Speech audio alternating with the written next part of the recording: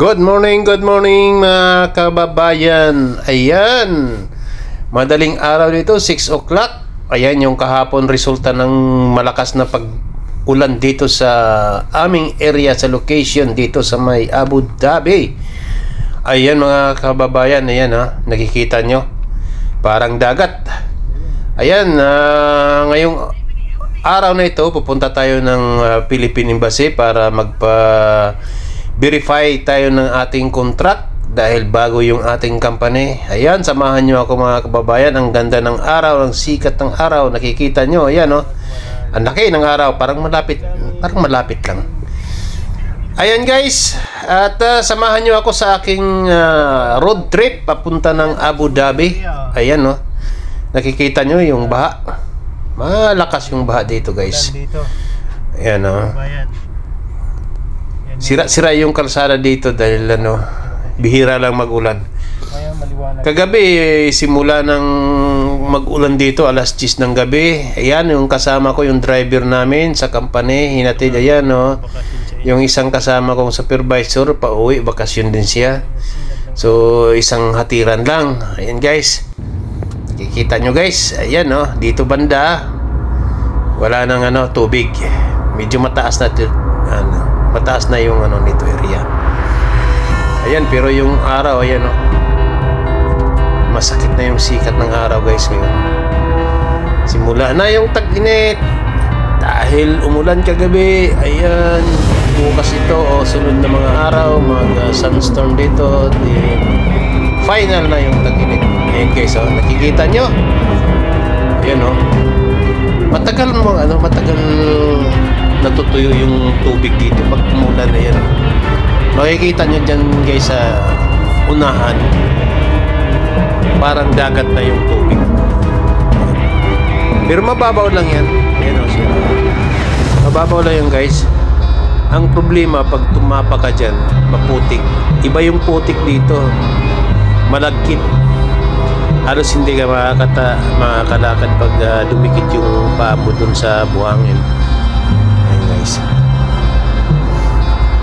Ayan yung oras natin, alas 7 ng umaga. Medyo malayo-layo pa yung biyahe natin guys. Ayan nakikita nyo guys. Ayan yung tubig parang dagat na. Ayan, grabe yung tubig guys. Yung sa unahan nakikita nyo, parang dagat na yan, pero mababaw na yun guys. Mga lang, mga isang dangka lang siguro yung tubig. Ayan yung araw, wala tayong masyadong kasabayan sa mga sasakyan guys, pero yung takbo namin mabagal. Siguro abutin kami ng 4 na oras makarating ng Abu Dhabi. Ayan, diretso ako ng Philippine Embassy. Sana mabilis, walang masyadong tao ngayon dahil araw ng Biyernes. Kaya lang, marami tayong mga kababayang Pilipino na nagbi-verify din ng mga contract. Hindi mauubusan yung Philippine Embassy ng tao, mga kababayan natin na nag-verify ng kanilang mga contract. Marami. Ayan guys, bakit tagilid niyo yung aking cellphone? Ayan, tweet natin. Ayan guys, parang dagat ang daming isda yata dyan. Pero mababaw na yun guys, hindi mga isang dangka lang yung tubig mula sa buhangin. Ang problema lang dito, matagal matuyo yung tubig dahil buhangin naman sana. Ayan parang dagat siya siguro kung may nakatayo dyan na barko, parang nagdagat na talaga. Wala nakatayo ba? Ayan guys, oras natin dito is 7:30. Medyo malayo pa tayo, makarating tayo dun sa ating paroroonan ay mga 10 o'clock pa. Ayan yung dagat, hindi naman dagat yan disyerto yan na nagkaroon ng baha dahil sa malakas na ulan kagabi. Mabuti na lang yung kalsada dito malinis. Ayan walang mga sasakyan na dumadaan. Ayan yung dagat guys parang dagat talaga siya. Ayan, Hindi naman malalim yan, walang isda yan. Mga isang buwan yan, tuyuan na yan, natutuyo na yan. Ayan guys, malapit na tayo. Oras ngayon is 9 o'clock. So 1 hour na lang para makakarating na tayo. Ayan o, ito yung Musapa guys. Mabaga lang yung takbo namin, nasa 80, 100 lang. Dahil yun lang ang speed limit ng aming sinasakyan na van. Ayan guys, kaya matagal, 4 na oras.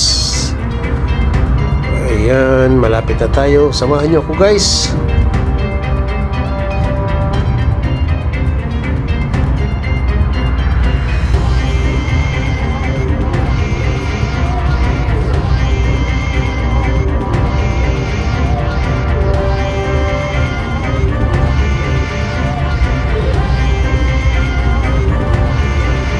Ayan guys, malapit na tayo sa aming accommodation at dito tayo dumaan sa kabila dahil doon sa kabilang pinagdaanan natin kaninang umaga ay grabe yung putik ng sasakyan guys. Kaya dito tayo sa kabila, sa likod.